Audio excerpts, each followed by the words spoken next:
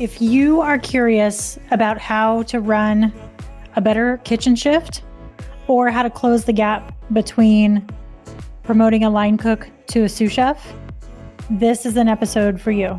I'm talking to Justin Khanna today, chef, creator, and entrepreneur. He is obsessed with high quality gear, memorable dining experiences, and building practical resources that truly help the industry. He graduated from the Culinary Institute of America in 2012, spent 8+ years training at Michelin-Starred and critically acclaimed restaurants, and worked at places such as Per Se, the French Laundry, and Noma.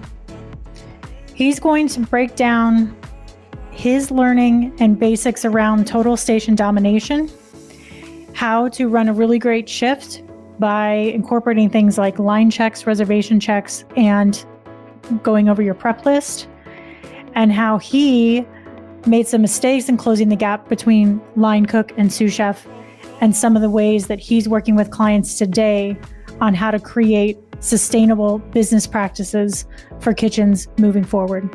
Stick around, you're not going to want to miss this episode.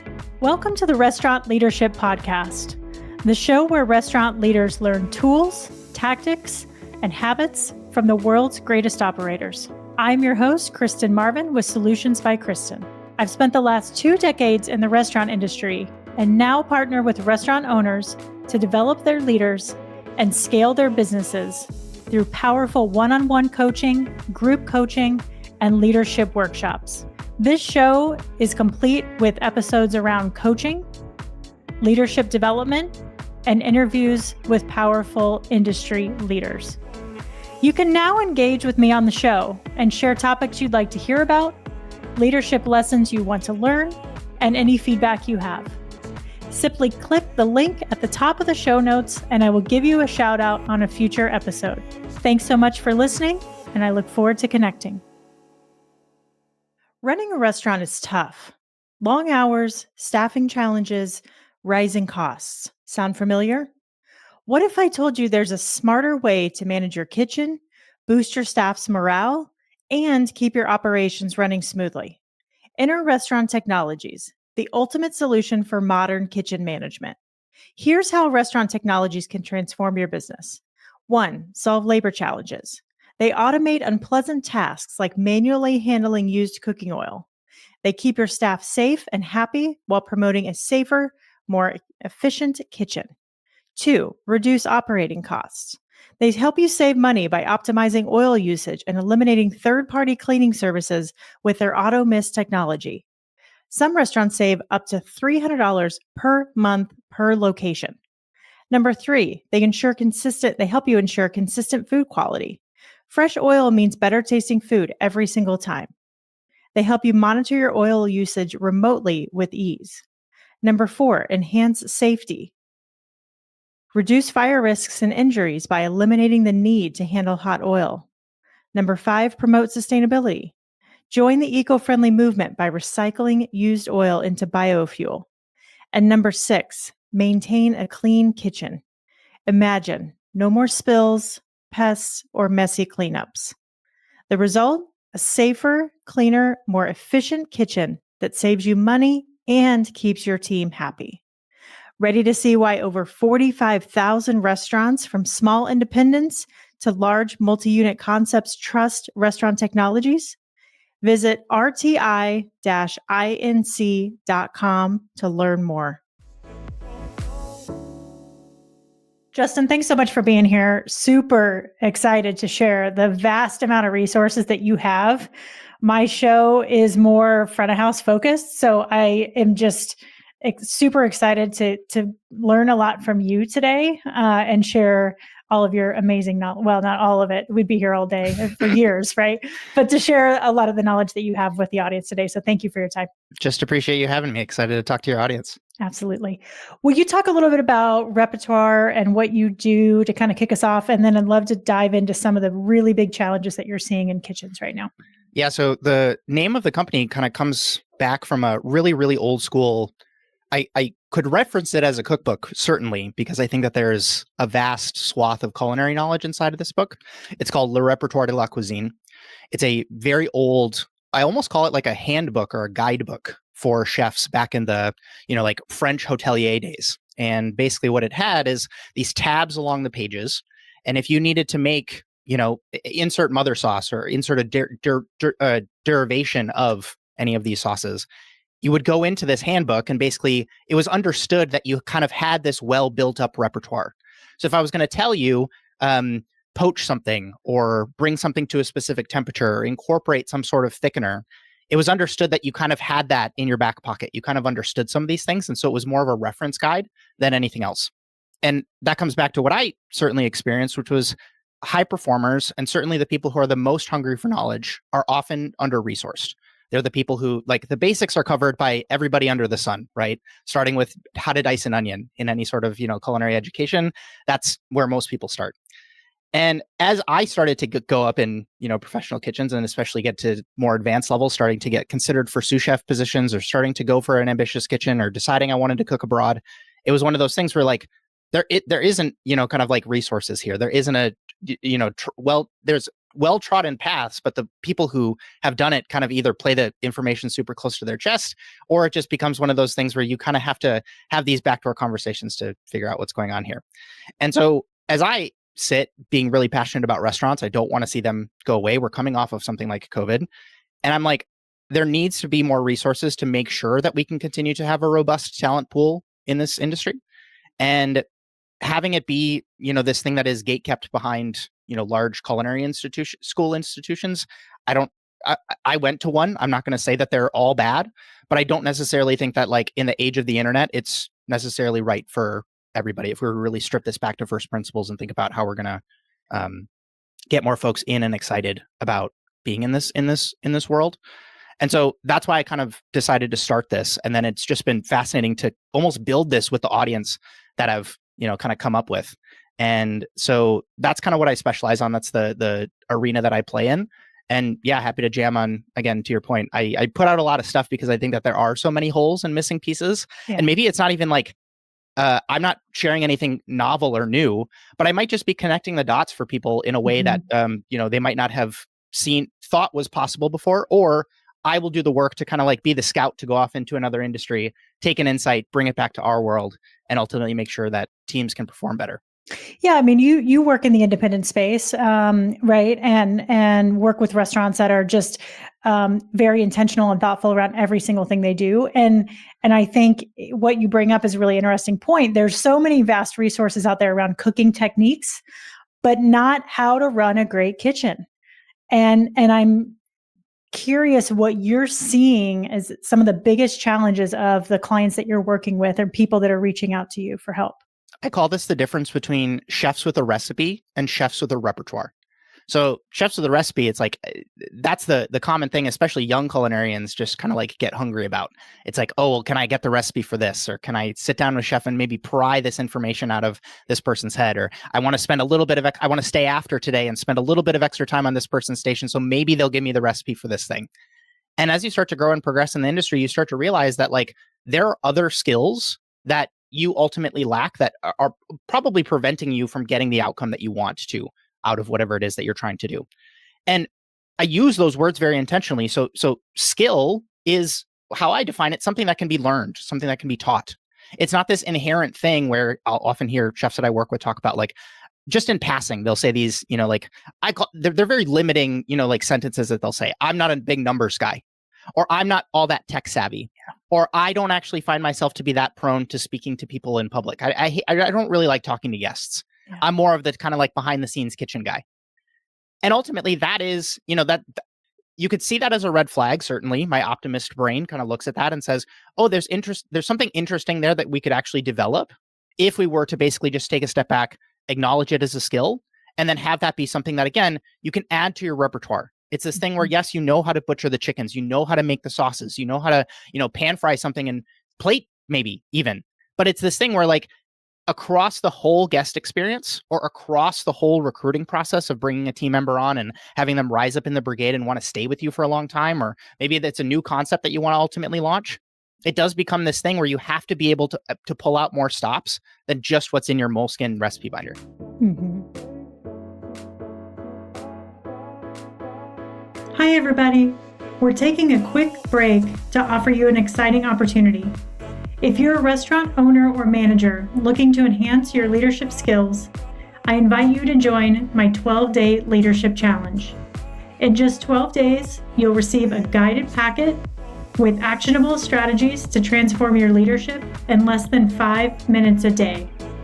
Join the challenge and the community and grab your copy at kristenmarvin.com/12 days. Now let's get back to the show.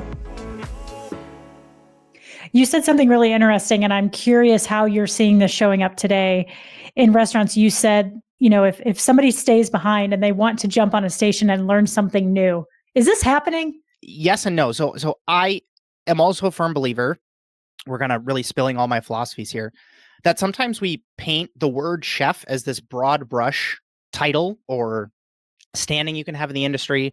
I'm happy to talk about my kind of philosophy there on the difference between a cook and a cook and a chef if you prefer. But it is one of these funny things where, like, if you're going into a situation where you're prepping at a hotel and that is, the role that you're going into, versus if you're, at a 1-star Michelin place, versus if you're at a more casual bistro, versus if you're at, Alchemist in Copenhagen, which is kind of like on the cutting edge of everything. They're talking about doing dinners in space. There are different, like, all of us would look at each of those roles and say, to the casual person, you stop them and you do the man on the street style interview with them, they're going to say, yeah, that's a chef. But to us, like the folks of us that are working in the industry, we know there's nuance and differences between each of those.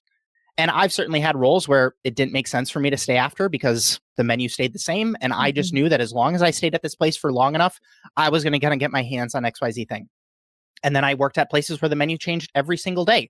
And it was the situation where if I was going to work with this specific type of shellfish, or if we had this one, limited piece of produce that was only available for this small limited time, or chef was doing as an experiment, if I had one chance to work with this ingredient or see, it wasn't maybe even me working with the ingredient. It was maybe me seeing how my sous chef prepared it.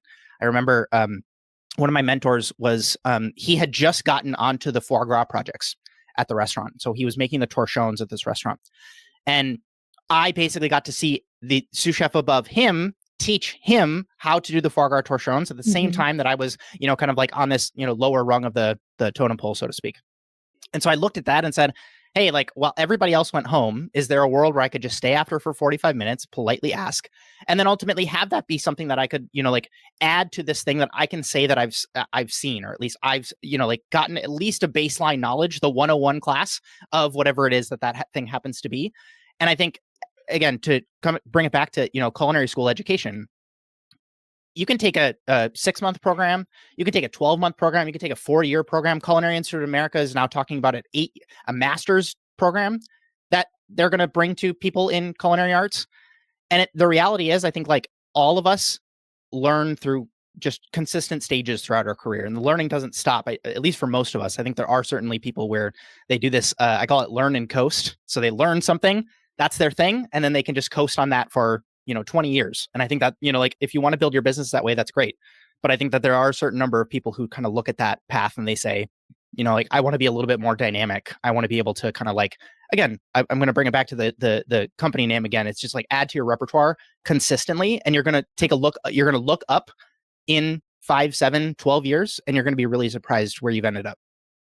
What is it about you? Like, what specific characteristics attributed to you wanting to stay after and learn more? I'll be vulnerable for a second and just be honest. Like, there was an inadequacy. Like, there was truly a sense of just like, I'm not good enough to hang with these savages that that was a 3 Michelin-Starred kitchen that I was referencing to that story. Yeah. And these were killers. These were truly the people who were, like, at the peak of finesse. Like, this was the restaurant that Sam Sifton in 2011 called the best restaurant in New York at the time. In New York City, and this is back in 2011, right when Copenhagen was just starting to become an interesting city to go to and eat, where Noma was the only place you would basically go. Obviously, there's other places, but for all intents and purposes, it was like New York, was still, unless you're going to go to Paris, it was like, when we're talking about, the North America, it was like the pinnacle of things. And so that was one of those funny things where I was like, I had just come off of a culinary education. I had a couple of kitchens under my belt. but it was not a situation where I felt like I was worthy of being in the presence of some of these folks. Yeah. And so I looked at that in two ways. One, there was the, like knowledge gap. I didn't know how to look at a thing like foie gras, how to clean chicken legs, how to kind of take any of these sauces or purees, or even some of the vegetable juicing projects we do. They have like specific settings that they would want on the juicer so that like the temperature didn't exceed a specific place, so that it wouldn't damage, any of the, like, if we're juicing something green, we don't want to have the temperature go too high where it's going to damage the chlorophyll in any of these things. And then the other one was just the raw experience, right? So like being able to be put in situations where you inch outside of your comfort zone over and over and over again. And that's, again, talking about the space that I play in, which is in this education space, especially on the back of house side. I think people conflate the two. They spend so much time buying the giant, like swath of cookbooks, and they say, look at all this knowledge that I have. And it's that funny, the analogy that I like to share with folks that I think resonates with people is like, how many books about push-ups do I have to read before I get a big chest? And it's like, that's not, you know what I mean? Like, that's not how you're going to get there. You have to kind of learn at least the baseline, and then you have to go out and do the thing. Yeah. And again, even in this world of content creators making immense, amounts of value and income and reach and impact, publishing their thoughts online, I think that can kind of like skew the perception of folks a little bit, saying, oh, well, all I'm going to do is watch a couple of these content creators. I'm going to create things at home.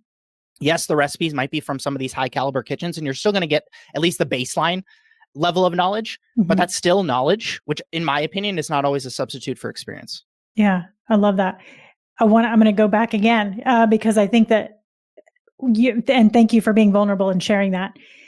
I think that your vulnerability and that imposter syndrome shows up a lot in kitchens these days. And I wonder what advice would you give to restaurant owners and chefs on how to cultivate an environment where people feel comfortable speaking up and recognize that there are opportunities to stay late and go above and beyond, but not necessarily have it looked at as this is just going to be more work for me? Sure.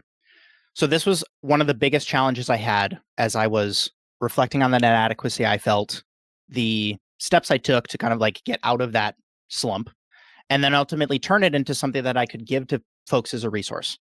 And so I got stuck with this sense of my first version of my kind of like how to run a station effectively, kitchen productivity, being adaptable in high caliber environments, was basically a series of me talking just like this to a group of people from my audience who, came in and decided willingly to basically beta test this, kind of like program for me. And it was a set of stories. It was basically kind of like, when encountered with this situation, here's how I approached it. Here's what I would have potentially done differently. And here are some basic steps you can take, regardless of the station that you're running, to potentially improve there. And the real thing that kicked it off for me was going from stories to quantified measures. And that was like a really big breakthrough for me. And so I basically take stations, and you can apply this to anybody that's working in your team if you're a restaurant owner that's listening, and basically evaluate them across. I have 9. You can certainly add on more if that decides to be something that you're interested in. I evaluated in something called a station score, and it basically takes these more holistic view of how this person is performing. Because how does it typically happen? You walk up to the person's station, you probably don't have that much time because you need to go into a meeting, or somebody else is asking for your ear, has a bunch of questions for you. And it's the question of, how are you looking today? Right? Or it's like, how are you doing this week? Yeah. Or like the very casual, like, oh, I checked in with my team. Yeah.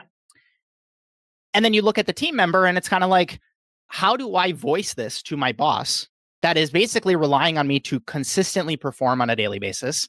You are not incentivized as an employee member to kind of like voice the fact that I'm really struggling with the fact that like you told me that this plate up was really bad yesterday, and it's still dwelling on my mind. I actually I measure that in a feedback category, and there's a basic rubric that takes people through.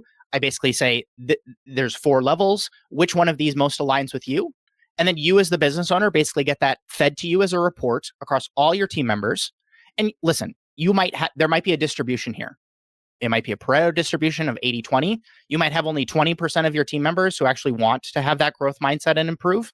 And there might be other people who just like, I don't think it's necessarily bad to have people in your organization who want to just have the position. They want to show up and do the job well.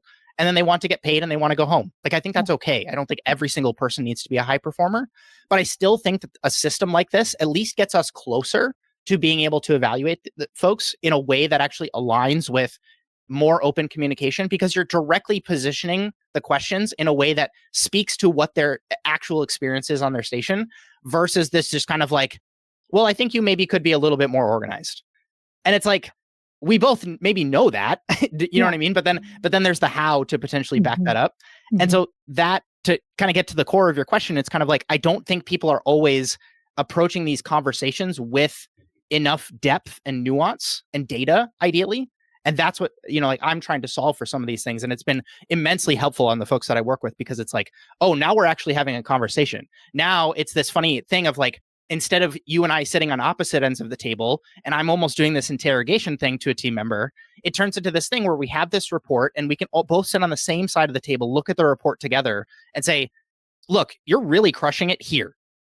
There's a couple things here that I think could potentially be improved on. And then that's when, like, the folks that really kind of like decide to work with me, go full score, total station nomination, they get the ones who like have the full video library, they get the lessons. And then ultimately there's also people that get coaching from me too. Mm-hmm. Will you break down the basics? I know this is your world. Totally. Yeah. Happy to share whatever. What does a great kitchen shift look like? Oh, cool.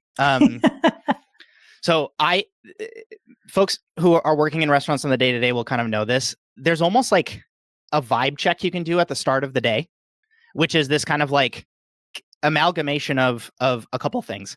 It is like, what's ahead? Obviously, how busy are we today? I think everybody, like, on their coming into their shift, if they were here yesterday, they want to know that. Even if they're coming off of their weekend, it's this question of just kind of like, how many are on the books today? How many covers do we have? If you're at a place that, is taking pre-orders, it's kind of like, maybe like, what's the line out the door like right now? There's that, those funny memes of, you see the empty stack of deli containers in the dish area, and you're just like, oh man, I don't have any prep. I got, what am I looking like today? Then there's the kind of like, what energy are you bringing in from potentially yesterday? So if you guys crushed it yesterday and you're just like, everybody was fist bumping and just saying like, see you tomorrow, yesterday, you can sometimes carry a little bit of that energy. And conversely, what if it was really bad? Chef got really upset. A guest gave a piece of feedback that wasn't great. Food took a little bit too long. Do you know what I mean? Like, any of those things, you can sometimes often bring that into the next day. And different teams and different individuals kind of like come at this in different ways. One thing is like, oh man, I hope that doesn't happen again. And the other side of it is, ideally, we will make sure that does not happen again. And that's a really good place to be. So there's like that energy check, like at the start of the day. Then I think like the best teams that I've been a part of, or that I've either led or like just had secondhand experience seeing, it's this very kind of like open communication. I teach this principle in total station nomination called getting eyes on at the start of your day. And so what do, a lot of people do? They'll, just kind of like take the easy cherry picked projects at the beginning of their day, the things that are just like, I know I need to do this, or I know I'm running low on this, or I know this is like a relatively easy thing to get on. In some of the high caliber environments that I had the pleasure of being a part of, it was always this like, you show up a little bit early so you can have that 15-minute window where you're going to check what the books look like tonight. You're going to check it in the walk-in, and you're going to see exactly how many eggplant we have. You're going to check your low boy and just see, did somebody come on my station and I thought I had sliced radishes, but somebody came in and we had a private event, for lunch today, and one of the cooks decided to come in and the sous chef told them to just take the radishes off my station. That's, in a lot of ways, not necessarily 100% in my control. But what is in my control is the fact that I can take that time. And again, I'm saying 15 minutes here because I really want it to be like, the first time you do this, it might take a half hour. And like, if there's multiple levels to the restaurant and you need to take the elevator to go downstairs to the walk-in, that's actually what I'm suggesting you do. Because what does that do? It gives you confidence in what your day is going to look like going forward. And then you ultimately do that. Again, the communication happens both interpersonally. So I'm talking to my sous chef, I'm talking to my station partner, we're talking about what staff meal today. But then it's also this kind of like almost insular communication with yourself, combined with some sort of prep list. That's like, again, one of the bigger things that I've seen. You don't have to follow the template that I you're probably going to link in the show notes and that I share for free with folks. But it is this idea of like, you have to keep track of tasks in some way, shape, or form, because relying on your brain to store that information is just like, pardon the pun, but a recipe for disaster.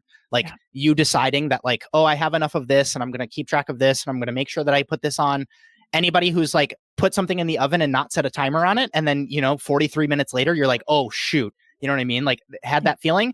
The prep list is exactly the same thing. It's like offloading that information from your brain onto this source of truth that you can keep track of.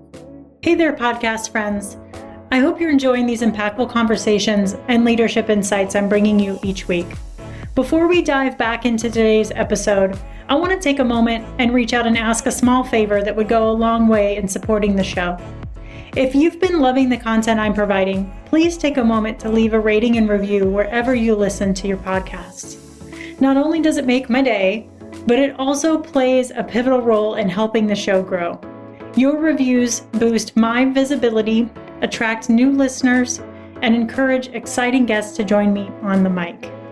So if you want to be part of my show's growth journey, hit that review button and let me know what you think. Thanks a million for being awesome listeners.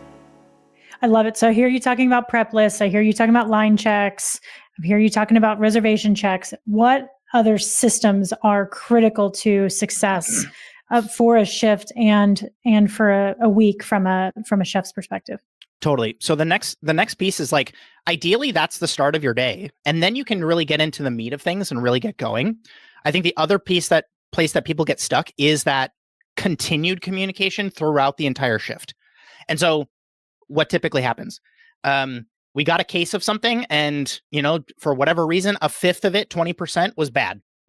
And so does that make it means that I need to order more? Or is that going to be the thing where I just kind of like try to squeak to get by and, like cross my fingers and hold my breath and hope that it's going to potentially be enough?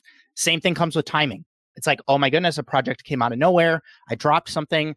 Again, notice in each of these situations, I'm not talking about picture perfect performance every single time. I'm talking about the fact that like all of us encounter problems in our workday.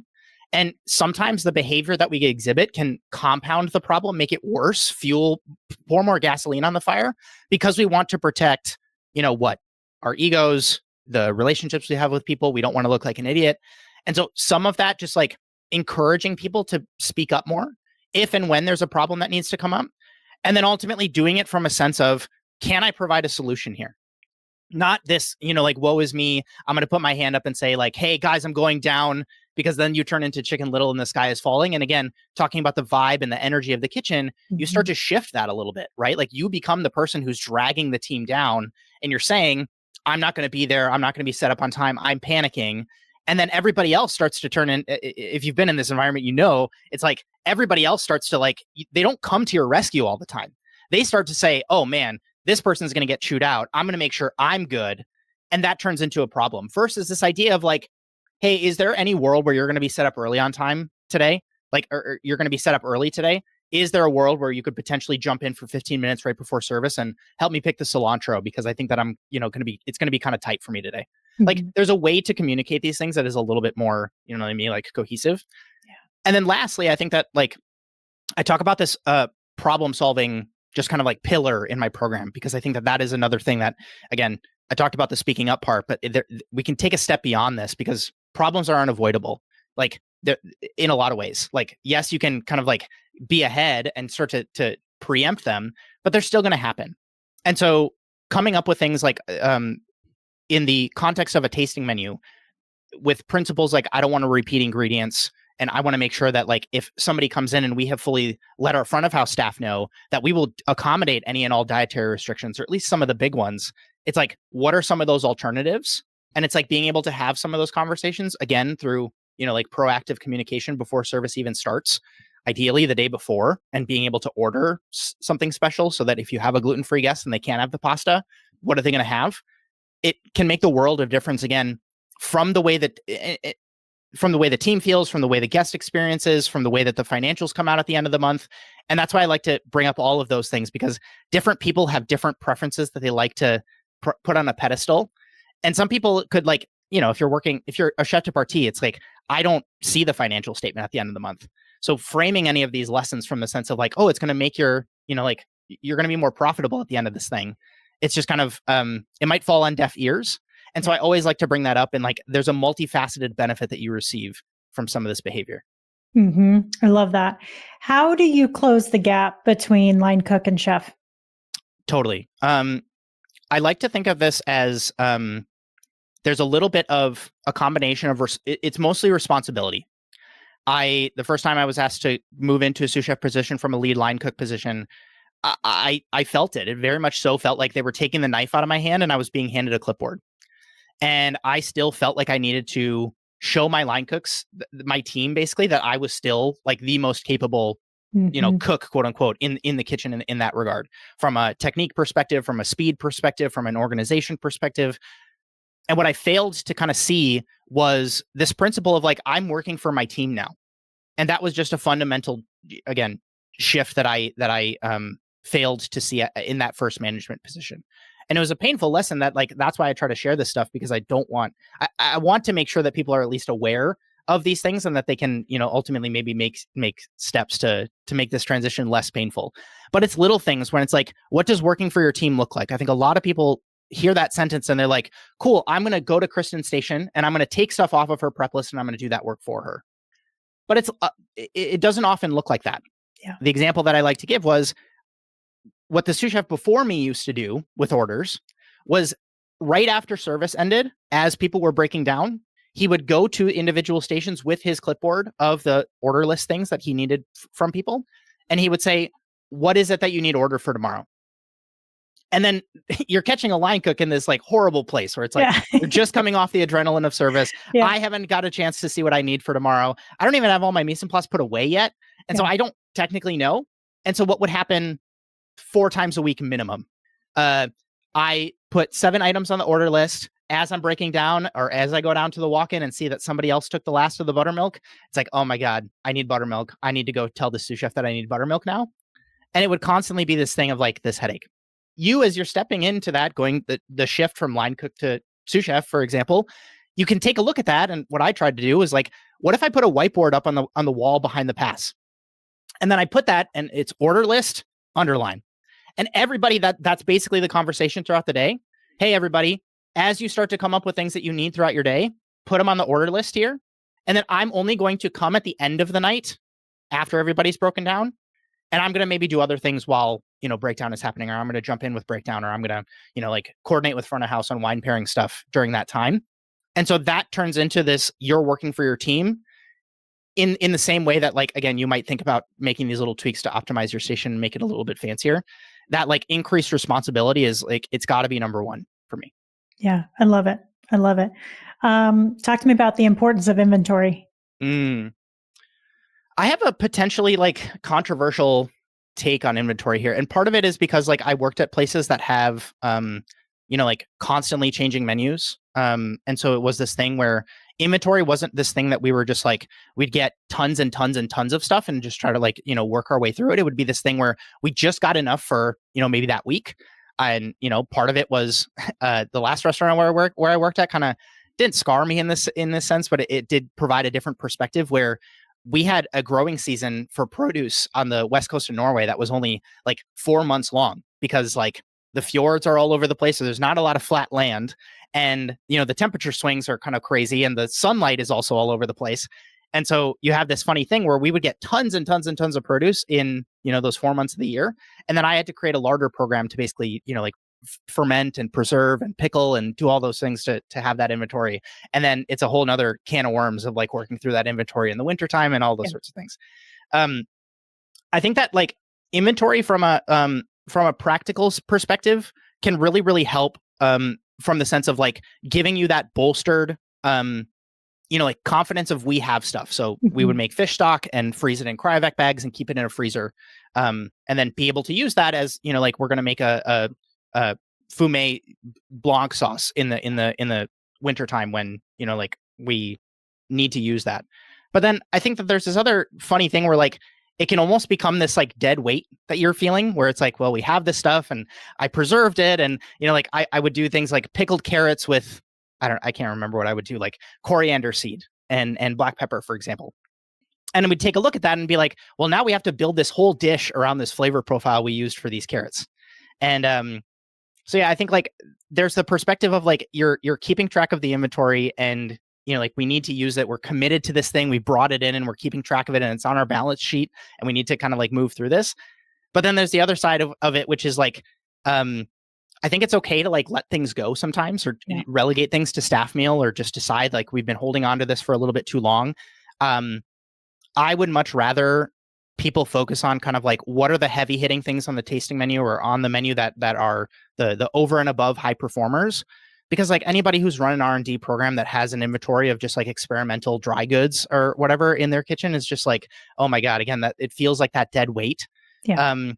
But yeah, from an inventory perspective, like it helps to give that, like that high level view of just kind of like our, purveyor statements look like this. What are we still holding? And as the person who's stepping into that first manager role, you might not see the importance of it, but ultimately like that does help to make sure that like the decisions that are being made by the people who are above you can have more accurate data. That comes back to exactly that clean data analogy that I tried to make here.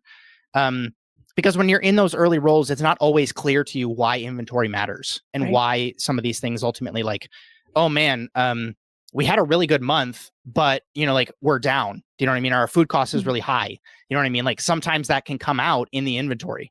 And so like, again, it's one of those funny things where it's the awareness piece and it's understanding how it fits into the grander picture, but ultimately coming to terms with the fact that like if you're the one doing inventory or even being asked to like I used to give some of my line cooks like, hey, I need you to inventory the dairy this month because I was trying to invest into them a little bit to basically say I want you to see how this ultimately comes together in the spreadsheet.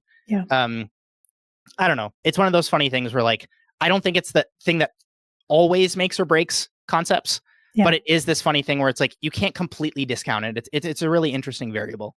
Yeah, it was. I agree with you. I think I think it depends on the concept. Totally. Right. And if it makes sense or not. I know when I've worked in a lot of high volume concepts with a lot of management turnover, it was so important for us to make sure those young managers got eyes on all those products and we're looking at expiration dates of things. Totally. And we're just blind ordering because they were tired at the end of the day, right? But again, that's a concept where the menu never changes, right? Or maybe changes quarterly. But yeah, I've had this conversation a lot with people in the fine dining space. It's like, we don't do inventory. We don't really get it. It doesn't make sense for us. And I appreciate that perspective too. So. Yeah, because if you really look at like costing out a tasting menu, I needed to do this when I was doing my culinary school externship. We had to do this whole workbook, and the premise of one of the exercises in the workbook was you need to take a dish from the place where you're externing at, and you need to do a food costing analysis on it. And my sous chef that I was working for was basically like, you know what I mean? Like shrugged his shoulders because he was like, this is one course on a tasting menu that changes, that has supplements, that is a fixed cost, that we're ultimately maybe doing a loss on this dish because we know that the person who orders this dish is also going to order wine. It's like this really complicated Rube Goldberg machine where you can't point to one specific thing and say, this costs this. And because the reality is what happens, I give the example of fish stock, but we also would do langoustines, whole live langoustines. And what we would do is we would take the tails, and that would be on the tasting menu, but then we would make langoustine stock, and we'd take the meat from the claws and ultimately save that, pick it, boil it, pick it, cryovac it, and we would use that for like a pasta farce later on, in the season. And so it's like costing that is a complete nightmare, right? Because it's like you're adding additional labor, but then you're also able to sell something further down the line. We don't know what the price is that we're going to be able to sell this for down the track, because we don't know what the dish is yet. We just have this raw Lango meat. And so it turns into this thing where you want getting super, to your point, on the concepts where the menu never changes and you're getting stuff from consistent suppliers and nothing has changed and you know every single variable in the equation is clean. Yes, let's get down to the 22.1% food cost that you were able to nail. But when we're talking about some of these more like nebulous things, where's the waste going? Again, what was labor on this? All those sorts of unknowns and dynamic variables. I think people are better off taking a step back and looking at like the bigger picture of maybe like more binary questions of like, were we profitable? Yes or no? Have we reached capacity on one of these, like storage systems, whether it's a freezer or a shelf and dry storage? Yes or no? And then you can make decisions ideally based off some of those like binary things versus trying to agonize over like, I don't know what my exact food cost percentage is down to the second decimal point. And that I think can, like, again, help people focus on the more pertinent problems. Yeah. And I can only imagine what that type of stress would do to the entire environment of your kitchen. Yeah. And what is it? What, culture. what's it in, how does it help? You know what I mean? Like what's the action that you're going to do from one of these things? Yeah. And if the answer is probably not a lot, it's like you can take a step back and again, focus on other things. Yeah. I love it. Justin, this is awesome. Thank you. Yeah. Would you talk a little bit about your resources and how people can get a hold of you? Totally. So I'm available to search my name basically anywhere. I'm incredibly easy to get a hold of if anybody wants to jam or continue to have the conversation on any of these pieces. I am continuing to expand the organizations that I'm working with on the total station domination side. And so using the 9 domination measures as a system to manage your team better, decrease turnover, increase performance, and ultimately like have that entire staff happiness onboarding experience be a little bit more personalized and nuanced. Nice. I'd love to get in touch. Again, I think I've given you a link to share in the show notes, but if not, please send me a message and I'm happy to direct you there. Any of my content, I'm writing very short form actionable insights in my newsletter as well. That's available at joinrepertoire.com/newsletter. And then, yeah, I think just happy to continue the conversation with anybody who's interested in moving their hospitality organization forward in a positive way. Yeah. I love it. Every restaurant needs this. Even if you're in the process of opening, you're thinking about what it would look like to run a kitchen and start a restaurant, or you've been in operation for 20 years and you need a refresh or you want a refresh on how to do things a little bit differently, Justin's your guy. So thank you. You bet. Thank you. All right, everybody, that's going to do it for us this week. Please share this episode with anyone you know in the industry who could benefit, and we'll talk to you next week.